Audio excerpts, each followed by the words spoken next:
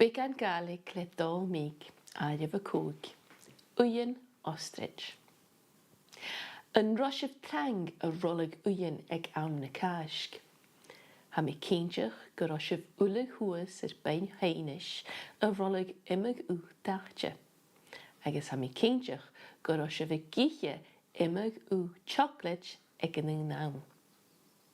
Ha cearcan againne a chroit, ach an-uiridh va luchd-turais a fuireach an teigh, agus va de smaointeachadh go ostraidsean againn cuideachd.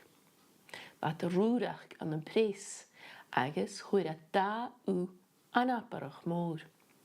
Thuaistead rí robh, a bhfuil ostraidsean agad a chroit seo, agus thuaist robh há, ach had hias ag chhuideach a cloig an an-dràsda.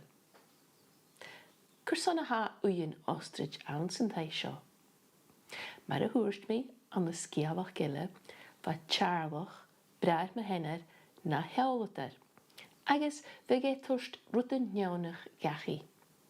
Tuas thu gai gachi da ostraids.